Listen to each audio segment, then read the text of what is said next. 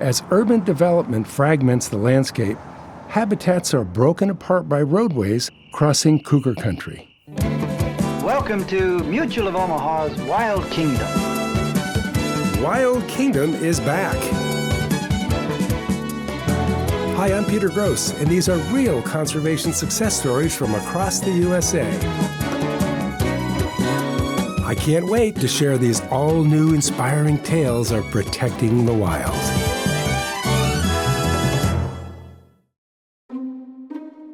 So there's that age-old question, why do chickens cross the road? Well, we all know chickens rarely do, but sadly, dozens of endangered species are stuck crossing interstate highways around our country every year.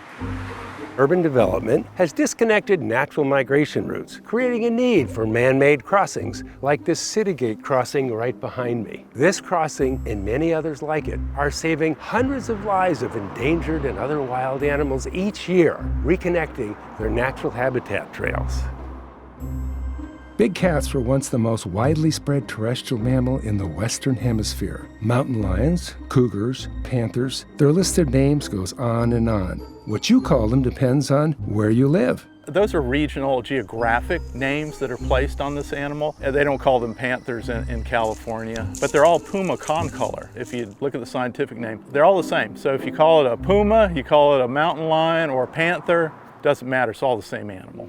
The cougar, as we'll call it, is the only great cat making its home on the North American continent.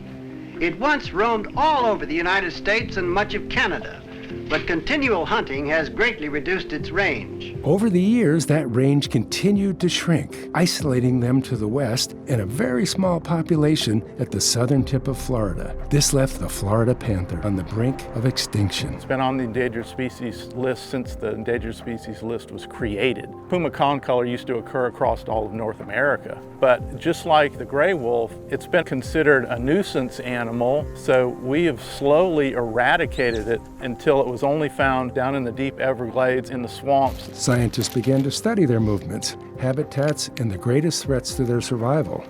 Of course, human population growth was at the top of the list. Panthers need a very large amount of space. Male panthers require up to 200 square miles, nearly 97,000 football fields. So as you continue to have human population growth, there's needs for more roads, destruction of habitat from construction of houses, residential, commercial development. Lots of habitat fragmentation, habitat isolation issues. That's one of the reasons roads are such a problem for particularly large, wide-ranging animals like Florida panther. Roads became a big problem. Even in the remote Everglades, populations exploded. More cities and towns meant more roads connecting them, right through the last remaining habitat for the Florida panther. In 2021, there were 21 panthers that were hit and killed here in Florida. The Florida panther population is only estimated to be from 120 to 230 adults and subadults. So when you have an average of about 22 panthers each year getting killed by vehicle strikes on roads, it's detrimental to the population. You know, it wasn't that long ago that the Florida panther was crossing roads just like these, with virtually no traffic at all. But that's all changed.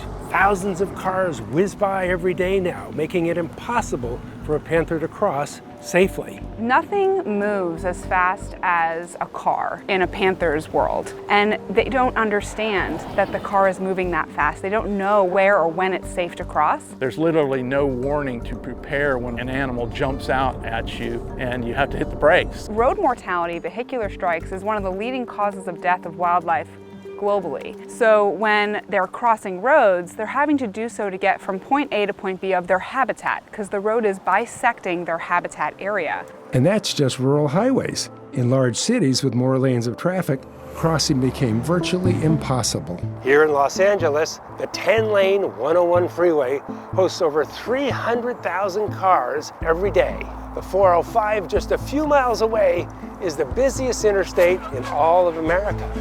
LA may not seem like a prime habitat, but in true Hollywood fashion, it's home to the most famous mountain lion in the country, a cougar called P22. So we've been studying mountain lions for 20 years. The Griffith Park connectivity study had a bunch of cameras around Griffith Park, and they discovered this mountain lion. I thought it was fake news. I was like, there's no way that's true. No scientist would have predicted a cat would cross two of the busiest freeways in the world and then make a home here. Beth Pratt with the National Wildlife Federation runs the Save LA Cougars campaign and has been an ambassador for P22 since hearing his incredible story. He crossed two major freeways, the 405 freeway, navigated through the Hollywood Hills, crossed another freeway, the 101 freeway, which is right there, to end up in Griffith Park. So it was this lonely, dateless mountain lion who had made this incredible journey across two of LA's busiest freeways that I get nervous even driving on. And this is the Santa Monica Mountains, this beautiful landscape that you see. But it's a little deceptive because although all we see is kind of green and nature around us, LA is right there, the Pacific Ocean's right there, the Kardashians live right there. You know, this is a beautiful area, but it's also one of the last protected places that wildlife have room to roam on both sides of the freeway. And that is a busy freeway. Guest host and wildlife expert David Mizejewski will join me this week to explore the problems of connectivity in two very different locations, the rural swamps of South Florida and the densely populated Hollywood Hills. So Beth, tell us a little bit about that people aspect, right? Yeah. Because this is filled with people around here. So how does a big animal like a mountain lion, like a cougar, actually navigate this landscape? It's a good question, David. And so we're standing here in Griffith Park. There's the Hollywood sign. And it looks pretty nature-y right here, right? But it's still pretty small. Before P22, most people just would, a mountain lion or any other form of wildlife would come in human space. Oh, get them out, they don't belong. But now we're rethinking, well, maybe they do belong. And when biologist Jeff Sickich 10 years ago told me about the plight of P22, that all his mountain lion kin in the Santa Monica Mountains could go extinct if we didn't do something, I remember really thinking, not on my watch. Beth was soon on a mission to build the largest wildlife crossing in the world over one of the busiest highways in America. Not exactly a walk in the park. Wildlife crossings were nothing new, but nobody had ever attempted to do it over such a big freeway and in such an urban area. But there's still a lot of green space. All we need to do is connect it. When we come back, David and I will learn how the movement to save mountain lions in Santa Monica is building this ambitious crossing $1 at a time. And we'll track panthers through the Everglades to learn how Florida is tackling their connectivity problem, one crossing at a time. Don't move. You're watching Mutual of Omaha's Wild Kingdom, protecting the wild. Here in the U.S., our network of highways and interstates spans over 4 million statute miles. This fragments natural habitats and creates barriers for wild animals.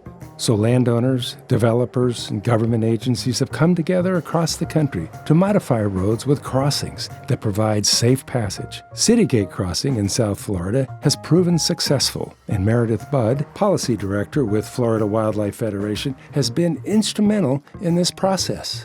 So tell me, how did this project get started to create this crossing here in Florida for wildlife that needs to get under the freeway safely? This is the Citygate Crossing. It is the first privately funded wildlife crossing in the state of Florida, and they did that in partnership with the National and Florida Wildlife Federations. That's right, the National Wildlife Federation, we're a national group, but we have state affiliates in every state and territory that are boots on the ground wildlife conservation organizations like Florida Wildlife Federation. It's one of the ways that we save wildlife in America. The study that we funded gave us the data points to be able to select this location for this underpass. And the most awesome thing about it is that right after this project was implemented, camera traps showed that panthers were using it. Camera traps are an important tool. Movement studies provide video evidence of hotspots where animals need to get across the most, especially since wild animals can't follow instructions. You can put a wildlife crossing in the roadway. The wildlife's not going to know to cross there. The technical expert places camera traps along roadway corridors, and we see where are panthers getting hit and killed on our roadways to better inform where we may want to place crossings when the opportunity arises. This takes a little detective work.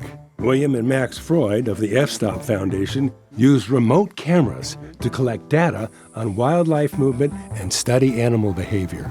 We're going off-road to track panthers and find an ideal spot to place a few camera traps. Hey guys, how are you? How are you guys? Where are we headed today? So as you know, we're over here at Dinner Island Ranch, which is a wildlife management area. And Sean, who's the lead biologist from the Fish and Wildlife Agency, has given us some great pointers where to put some cameras. Hopefully you find some scat and other signs of panthers. And we'll put some remote cameras out and see what we get. All right, that sounds fantastic. I just have one question, and that is, can I drive this? Absolutely. And just one other question. You mind if I drive it home? Of course. Let's go. You need a keen eye to spot wildlife that doesn't want to be found. It's easy to get lost in the beauty of the landscape. But but we have to keep our eyes in the dirt. What do you see?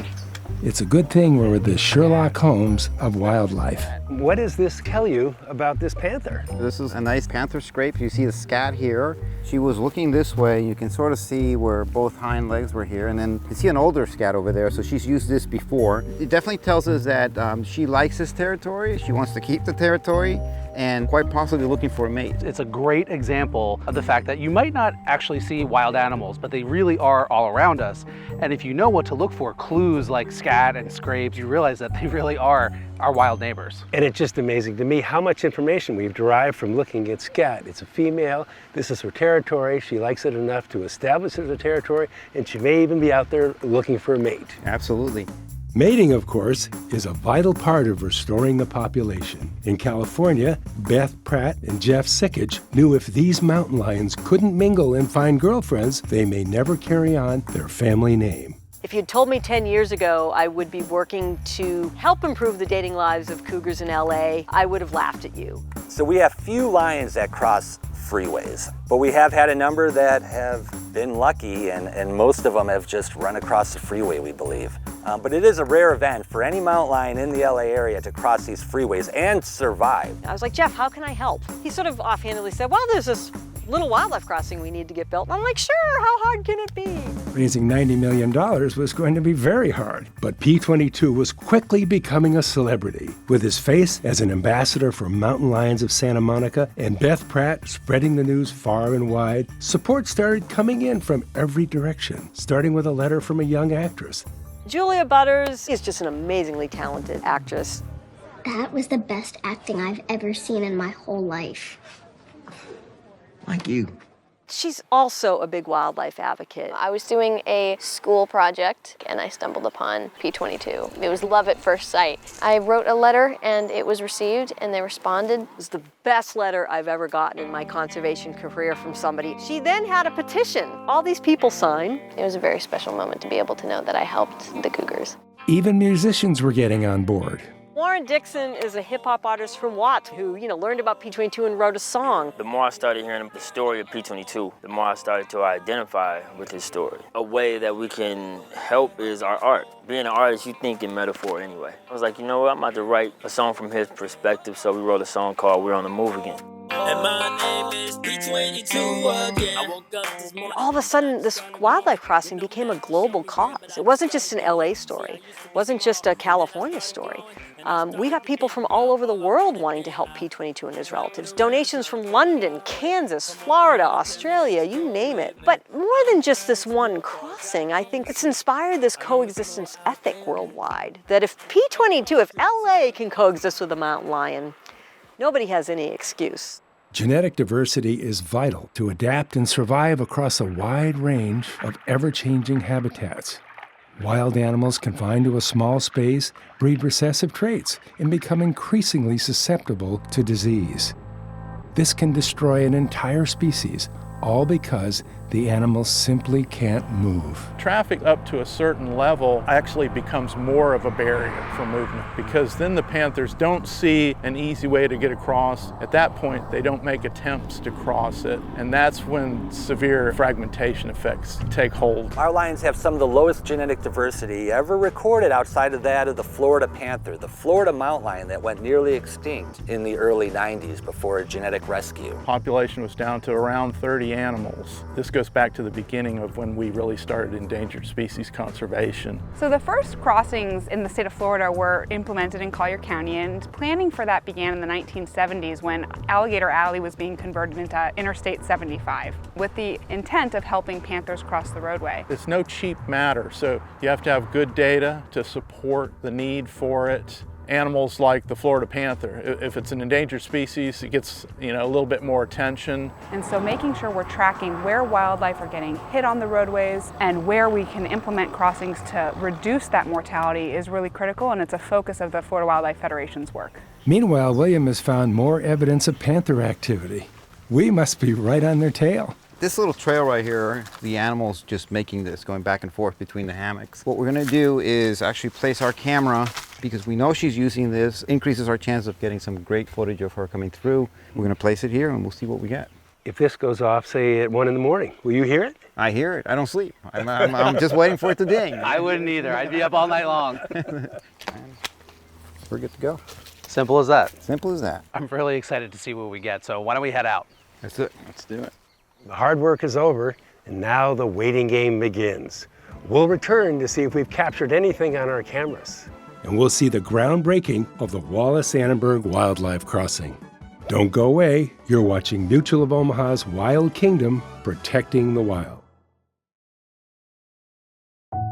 To study animal behavior, track movement patterns, and build highway crossings, remote cameras offer the best insight. We left a few of them overnight in the Dinner Island Ranch in South Florida to track new panther activity in the area, and I think we're in luck. I can't wait to see if we recorded anything last night on the remote cameras. Yeah, let's see what we got. Yeah, we seem to have gotten some good stuff. We've got a Florida panther right there on the camera. What can we tell about that individual animal? Can we tell, male, female, age, anything like that? Yeah, absolutely. We can definitely tell that she's a female. Head's a little narrow, shoulders a little narrow, and hard to tell from the infrared how young or old she is because we don't see a lot of the wear and tear that they get, battle scars and stuff like that. What else we got? We got one more video. Well, there's a sight. Oh, a little marking her territory here. Yep. Right at the camera, too. Yeah. And I noticed how casual she is. Her ears are up, her shoulder muscles are relaxed. Is this typical? They don't fear a whole lot out here, apex predator and all, but great signs. Female marking is usually a sign of her looking for a mate. That's one of the beauties of these remote wildlife cameras. The animals don't know they're being watched, so they're just doing their natural, normal behavior, and I just think that's incredible. It really gives us this sort of really neat insight into their lives, and we get to see behaviors that we would never see. Yeah, I love that kind of intersection of technology and conservation. It's pretty awesome. Hopefully, we'll also get a male at some point, and then we can look for kittens. And then hopefully as a result, many more males and females. Absolutely. Research like this is invaluable to the development of crossings like Citygate, built here thanks to similar movement studies. Once complete, fences are put in to guide the animals to the crossing. So far, local wildlife seems to be making good use of it. I mean, I'm already seeing some bobcat tracks right over there. Yep, those are bobcat tracks right there. That looks like bear to me. Is this bear? Oh, yes, it is a bear track right here. And can you determine the weight or the approximate size from the depth of that track? You can tell general size, so you can tell the difference between a mama bear and a cub. And so we definitely have both of those tracks. Which I actually totally love because it's, these bear cubs are now learning that this is the safe place to cross the road. And those little bears are going to grow up and know that and be much safer for the rest of their life. The other thing that's surprising to me is we have deer tracks, we have bobcat tracks, we have panther tracks, we have predator and prey all sharing the same tunnel at different times to get through to the other side of the habitat that they need to get to. Exactly. They all need to cross our road safely, and crossings like these help them do that. And the panther's an umbrella species, so that means what's good for the panther is going to be good for basically every other native wildlife species. Then we can also protect a whole multitude of other plant and animal life. Protecting the wild space around busy roadways needs private landowners to work with environmental agencies. Developers in Florida were proud to contribute land, time, and money to help with Citygate Crossing. We've been here for over 100 years. We own the land on either side of it. We recognize that as a primary panther corridor, and we were happy to work with the Citygate developers on that crossing. And I think it ultimately is a benefit for the community to have that. And we've recognized that there are additional crossings that are needed. Now there are over 60 wildlife crossings specifically in Florida that cater to helping panthers move through or across our roadway. This is a federally listed endangered animal, a critical component of our ecosystem, and we need to help recover the species. We need to get them back into their historic range, not just here in South Florida, but across their historic range. The number one thing you need for a wildlife crossing to be successful is protected space on both sides. You can't just throw the animals down into the Target parking lot, right? This wildlife crossing, there was no bad guy. We didn't have to fight anybody over the land. The land was already protected. It really was just a matter of finding the money. And that to me is really hopeful that we did it. Boy, did they. Los Angeles has officially broken ground on the Wallace-Annenberg Wildlife Crossing, the largest in the world. Thanks to one brave little cougar and the woman who made him a star. And this was really one of those life-changing moments, and it really transformed the way I thought about nature and conservation, in that it wasn't just the Yosemites or the wildlife refuges that we should be focusing on. It was also these urban areas. Crossings and fences are just a small part of protecting the wild in urban areas. We need to spread the word, change our habits, and learn to coexist with wild neighbors, even if we never see them. These lions do their best at avoiding us. Even us researchers, when I know where they are, right? They have a collar, I have an antenna, I plug in that frequency, and that cat could be 20 meters in front of me. We rarely get a glimpse of them. Most of the hang-up we have about wildlife in human spaces is us, not the animals, right? They're willing to adapt. We're the ones who want them in our sort of preconceived places where wildlife should be. We know that P22 has actually left Griffith Park, and he does sometimes walk into the neighborhoods, and he was even on Sunset Boulevard recently, right? So in that scenario, what should people do? Actually, nothing is a good thing to do. Just because a mountain lion's in a peopled area in your backyard, it doesn't mean they're a threat. Just give them space. Yeah. Let them do what they're going to do, and those encounters will end well, and that's what we want, right? We want people to feel safe and empowered so they can have the wonderment of those encounters. So that's the perfect message. Enjoy the fact they're here, give them distance, and appreciate that they're there. Perfectly said. We have such an amazing wild heritage here that most people really want to preserve, and P22 is a great example of that. We want wildness next to us. In Florida today, panther numbers are steadily on the rise. The Greenway Network is coming together, and dedicated people on the job are making it happen every single day. We have now bounced back. We have panthers that are effectively using crossings. We see that crossings are successful. We should have hope because there is hope to be had. We are actively planning now, establishing corridors, making sure roads are permeable. The opportunities for the panther are really good right now. If you can involve people in the process and then show them we can share our space and successfully thrive with wildlife, we have a bright future ahead. And all the way across the country, a miracle project 10 years in the making has finally come to life. I can't believe this crossing is underway. P22 in Griffith Park, he's been this ambassador for urban wildlife, the need for connectivity, and seeing how LA has really rallied around this cat. It's such an honor to be a part of this movement and be able to say that I had a part in it. People right now in Watts, where I'm from, they're singing about P22 now, and they're just finding him more interesting. We have people getting tattoos for him, and me being one of them, right? Passion is growing more and more, and it all started from a mountain lion trying to make a journey to survive. We have mountain lions all throughout the Santa Monica Mountains. You have mountain lions showing up on ring cams all the time. They are here, they've always been here. P22 is one of the lucky ones. He made it to Griffith Park. Most of his mountain lion kin don't. And we're building the wildlife crossing because we don't want the mountain lions to rely on luck. Well, I want to give you props, Beth. Everybody at National Wildlife Federation is so proud of the work that you have done because this would not be happening. I mean, you really are a hero in this story. I hope you know that. Well, thank you. I mean, it takes a village, and we couldn't do it without all the partners. You needed to have somebody talking about this all the time, and as you know, I love to talk. P22 was sure happy about that, and so am I. Marlon Perkins loved to talk about protecting the wild, and he always said it with a smile. Fortunately, expansive wilderness areas and national and state parks have been set aside where these large cats can still live as always before. It's important that we continue to preserve such areas so that the beautiful cougar will always remain a part of our own wild kingdom. In these trees and all these mountains, I'll climb up them and I'll climb down them. Took me some time and I can't count it, but I'm sure happy that I found it. Oh, oh, oh, oh, oh, oh, we're on the move again. Oh, oh, oh, oh, oh, oh, oh, we're on the move again. Oh, oh, oh, oh, oh, oh, oh, we're on the move again. Oh, oh, oh, oh, oh, oh, oh, we're on the move again. Oh, oh, oh, oh, oh, oh, we're on the move again. Oh, oh, oh, oh, oh, oh, we're on the move again. Oh, oh, oh, oh, oh, and my name is P22 again.